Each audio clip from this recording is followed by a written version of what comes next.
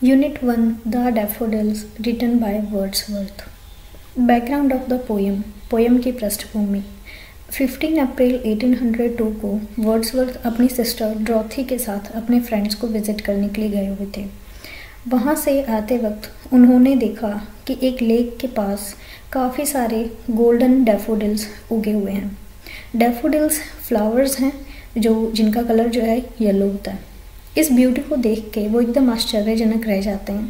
पीट और उनकी बहन इस दृश्य को देखते हैं कि हल्की हवा के साथ ये डैफोडिल्स लहरा रहे थे और डांस कर रहे थे। इसी से प्रेरित होकर वर्ड्सवर्थ ने इस पोएम को 1804 में लिखा था और 1807 में इसको पब्लिश करवाया था। आप वीडियो पॉज करके इस पोएम को एक बार रीड कर सकते हो। डैफोडिल्स फ्लावर कुछ इस तरीके के दिखते हैं और इस तरीके का व्यू था। पीछे एक लेक था और उसके सामने काफ़ी सारे हज़ारों की तादाद में जो है डैफोडिल्स उगे हुए थे। स्टैंजा वाइज जो है इस पोएम को डिस्कस करेंगे। इस पोएम के अंदर 4 स्टैंजास हैं। पहले स्टैंजे का एक्सप्लेनेशन है। पोइट जो हैं एक बादल की तरह एक जगह से दूसरी जगह पे ऐसे घूम रहे होते हैं, एक घाटी से दूसरी घाटी पर। अचानक जो कवि हैं उनको बड़ी संख्या में डैफोडिल्स जो फ्लावर हैं वो दिखाई देते हैं। ये डैफोडिल्स के फूल एक झील के पास उगे हुए होते हैं, एक पेड़ के नीचे। हल्की हल्की वहाँ पर हवा चल रही थी और ऐसा लग रहा था कि उस हवा के साथ जो डैफोडिल्स हैं वो नाच रहे हों। स्टैंजा 2।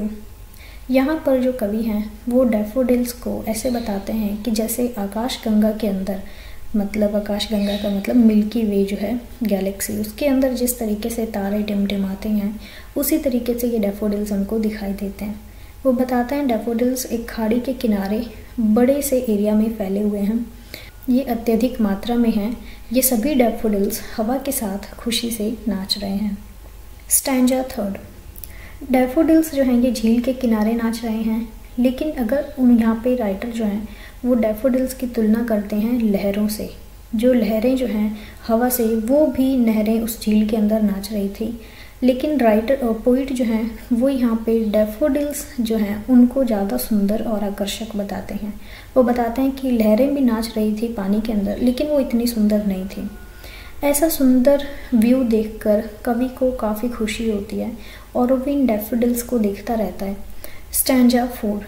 कवि कहते हैं कि जब वह अपने बिस्तर पर लेटते हैं या कुछ भी सोचते हैं उस टाइम या नहीं सोचते हैं, तो उस समय उनके दिमाग में उन डैफोडिल्स की छवि आ जाती है, उनकी इमेजिनेशन वो करने लग जाते हैं।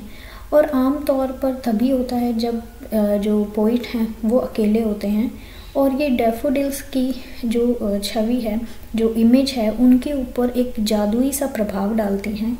और ये जो इमेज है डैफोडिल्स की, ये पोइट के दिल को एकदम आनंद से भर देती हैं और कवि का जो मन है वो भी डैफोडिल्स की तरह नाचने लग जाता है।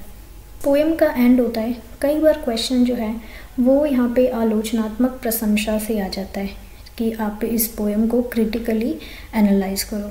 तो हम इस पोएम को एक बार फिर से ऐसे लगेगा कि ये पोएम की समरी है, लेकिन यहाँ पर जो है हम थोड़ा सा डेप्थ में जाके इसको अच्छे से स्टडी करेंगे। वर्ड्सवर्थ जो हैं वो मुख्य रूप से एक प्राकृतिक कवि हैं, एक नेचर पोइट हैं। उन्हें ऐसा लगता है कि प्रकृति से श्रेष्ठ और बेहतर जो है कुछ भी नहीं है।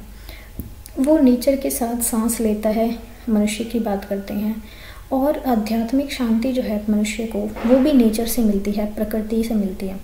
उनकी राय में जो इंसान जाति जो है उनकी समस्याओं का जो भी समाधान है, जो सल्यूशन है, वो नेचर के पास है और नेचर के माध्यम से ही जो पर्सन है उसको मोक्ष मिलता है या सैल्वेशन मिलता है। इस कविता का विषय यानी डैफोडिल्स प्रकृति की उपचार मतलब हीलिंग और ताज़ा शक्ति पर आधारित है। मतलब नेचर जो है आराम से मनुष्य का मनोबल जो है वो बढ़ा सकती हैं अपनी खूबसूरती से। और इस कविता में ये भी दर्शाया गया है कि कविता कल्पना से भरपूर है, इमेजिनेशन से भरपूर है। मतलब जब हम कविता को पढ़ते हैं तो हमारे दिमाग में भी वो इमेजेस जो हैं उन डैफोडिल्स की वो आती हैं, तो ये काफ़ी ज़्यादा इमेजिनरी है। लास्ट में पोइट कहते हैं कि जब वो अपने सोफे पर लेटते हैं, उनके पास कुछ भी करने को नहीं होता, वो अपने अकेलेपन का आनंद लेते हैं उन डैफोडिल्स की इमेज को अपने माइंड में याद करके। जब उनके साथ ऐसा होता है तो कवि काफ़ी ज़्यादा शांत रिफ्रेश्ड मतलब तरोताज़ा, प्रेरित, मोटिवेटेड, और वो अपने बारे में अच्छा महसूस करते हैं। और यही वो बताता है कि इस प्रकार प्रकृति जो है वो उन पर प्रभाव डालती है।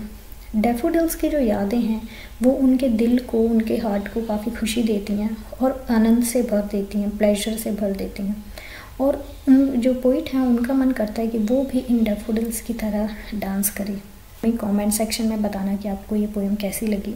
ऐसी और वीडियोज़ की अपडेट पाने के लिए आप इस चैनल को सब्सक्राइब कर सकते हो। Thank you so much for watching this video.